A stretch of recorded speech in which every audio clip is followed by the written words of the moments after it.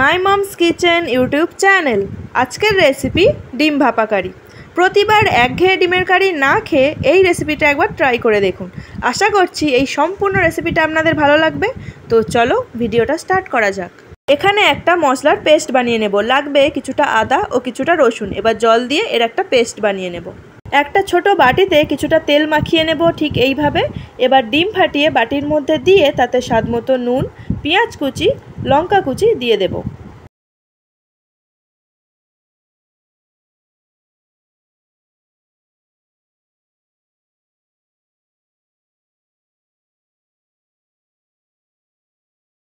এবার বাটিগুলো এইভাবে জলের মধ্যে রেখে ঢাকা দিয়ে ভাপিয়ে নেব।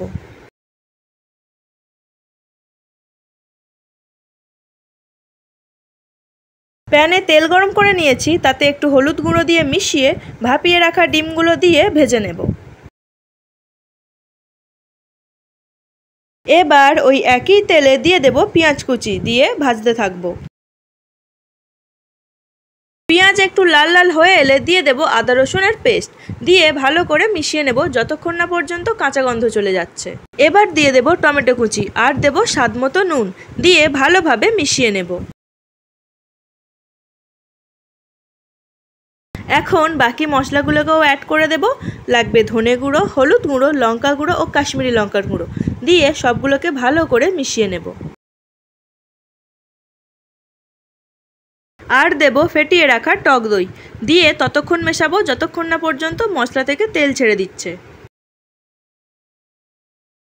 মশলা থেকে তেল ছাড়তে শুরু করেছে। এবার দেব পরিমাণ মতো জল, দিয়ে ফুটতে দেব। গ্রেভি ফুটতে শুরু করেছে। এবার ভেজে রাখা ডিমগুলো দিয়ে মিশিয়ে নেব।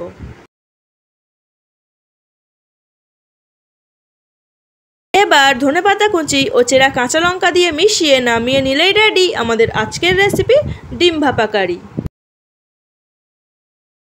রেসিপিটা আপনাদের ভালো লেগে থাকলে অবশ্যই একটা লাইক, কমেন্ট অ্যান্ড সাবস্ক্রাইব করে দেবেন।